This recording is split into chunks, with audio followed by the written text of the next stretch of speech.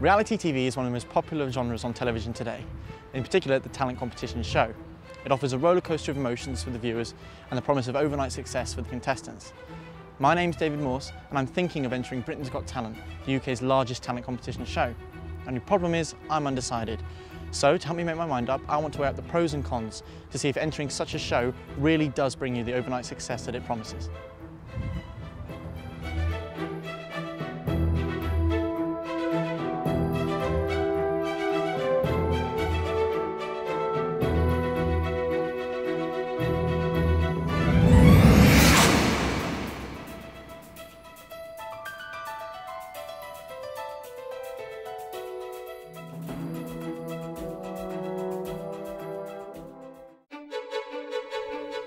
Before I audition, I want to speak to a number of different people in order to get a mixture of views to help me make my decision.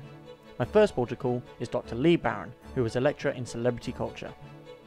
I mean, in looking at the kind of typology of celebrity, there's crucially, as Rojek argues, three types: ascribed celebrity, celebrity based on lineage, royalty for example. The other aspect is achieved celebrity, the sports hero, the actress.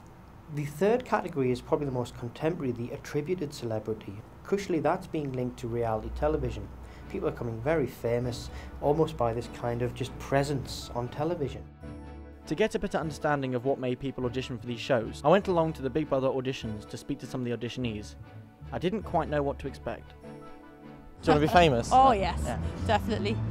Yes, yeah. I've auditioned this show for like 9 years. Missing a talent, big talent. Why, what's your talent? What could you bring? Dance on YouTube. I can lick my own nipple. You know what I mean? Because I've got a lot to show, and I've got like a story to tell him. You know, a good one. And what is that story? oh, I can't say, because you know what I mean. Yeah. It's like personal. Okay. I went to see some experienced actors to gain their perspective on this shortcut to stardom.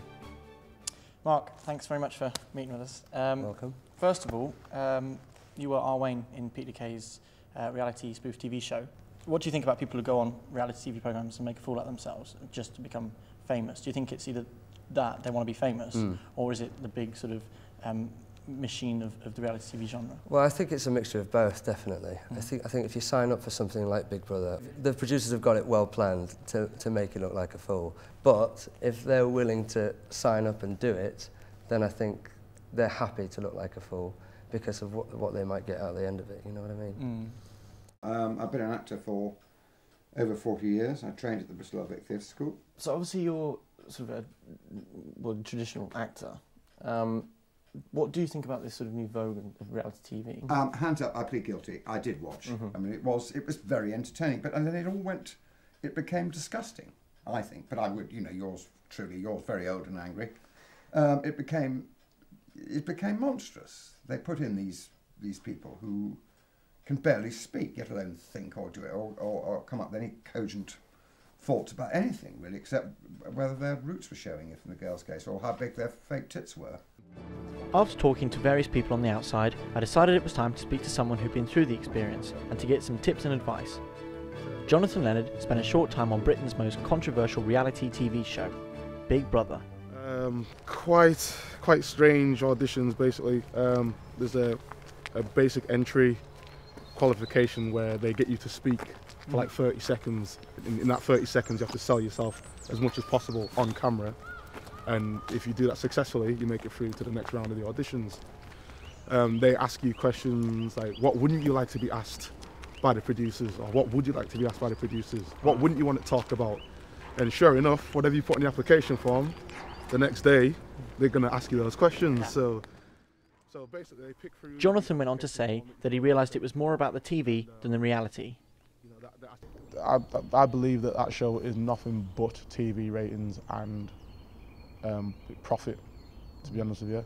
A lot of people come off the show a bit bitter about the experience, or they felt like they were unfairly treated, or they were unfairly edited. And the editing of the show is a big controversial issue, because a lot of people say when they came out, oh, that didn't happen, they didn't show this, they didn't show that. There's a lot of things that I think they choose to leave out. You know, there's a lot of things that go on which you never see, but again, that's television, you know. Do you think it's easier making it as an actor, or if you just entered a reality TV programme? Well, it depends, because from an acting point of view, I would hate to think that I'd have to do a reality TV show to carry on with my career. I'm very happy to carry on doing stage, the odd TV, the odd bit of film, rather than having to put myself through one of those competitions, really, because that's what it is. I'm not a celebrity, I'm a reasonably well-known actor, but for me to appear on one of those, I mean, my agent would find me, my wife would divorce me, and it'd be all over. And however broke I was, I wouldn't. So even if you're on... If I was on Skid Row, I would not appear in Celebrity Big Brother, or I'm a celebrity, get me out of here, or any of those, no. Never? No. Not even if you... Not even if threatened with jail, debtor's jail, no. The best advice could possibly come from a recent success story. I managed to grab a quick chat with the runners-up of the X Factor 2008, JLS. What did you think of the X Factor before you entered? I mean, did you really enjoy it and that's why you entered it? Or? To be honest, the X Factor was kind of like an opportunity that we saw that we could sort of benefit from and that we could use as a platform to start doing sell-out arena tours and things like that. And we've been lucky that we were together before it, so we were quite a tight unit. And we got a lot out of it, and we really enjoyed the process. So onwards and upwards from here. Having spoken to JLS, I decided to go for it. So, with under 24 hours to prepare, I entered the biggest talent show on TV with nothing more than a friend, a guitar, and blind ignorance. We're here to audition for Britain's Got Talent. His name's Geoff, his name's David, and we are Geoff and David. David.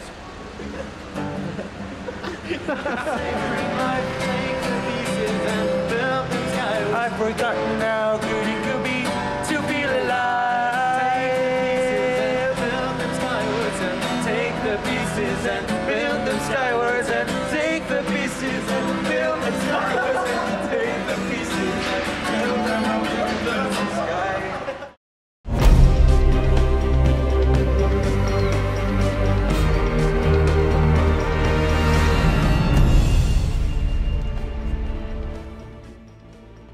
While we were outside, I wanted to have a chat with a few people who turned up to audition. Before I could, I got word that one of the producers was on their way out to speak to us. Can I ask who you are that's filming our contestants? Can I ask who our contestants? I mean, it's okay for us to film it here, yeah, because this is You're actually on the street, so we can't do anything about yeah, it. no, because we did seek permission from the council before we came out here, fine. so... It's just inside. We continued to film and were stopped again. As you can understand, this show is going to be in front of 15 million viewers. Yeah. We can't have contestants being filmed because it compromises the idea of the programme. You can't talk to anyone. Yeah, I mean, if you're talking to them outside and we've got branding, Britain's Got Talent, it's it's a show, it's its own entity. We don't want to put you in a bad light anyway, so. Well, I mean, it's against our policy. You can't film contestants. Having been warned not to film twice, we decided to join the queue for our audition. Like being a sheep, it's not really nice. Not really enjoying it. It's a ridiculous, man. It's like being 6 again, man. It's like being really 6. is really like It's really starting to do my head. Nervous and fully aware of the controlled environment we were about to let ourselves into, we entered the audition.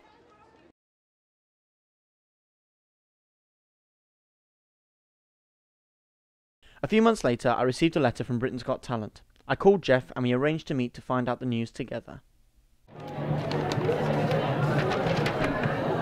Well, the level of talent we've seen on the auditions has been incredibly high, and unfortunately on this occasion you have not been selected to move on to the second round of the competition. Not really surprising. Not really, but not exactly what we're going for either, to be honest. No. So the aim was to find out whether these shows are a fast track to fame. What do you think? The whole point is that they focus on the extremely untalented and the extremely talented. It's all about extremes because that's entertainment. That's the thing. It comes across on TV that you turn up and you stand on a stage in front of Simon Cowell, and the next, if you can sing the next night, you're getting lots of money. But it's not, because how many people audition for the show? And how many people actually get through? So and you've got the first round that they don't televise as well. Exactly. Yeah. So I don't think it's real. I don't think not reality by the definition of it anyway. So the big question, is reality TV a fast track to fame? Well, yes, maybe, but only for a very select number of people. How talented you are, unfortunately, is no longer the main factor. And if you don't make good television, then you don't make it into the programme.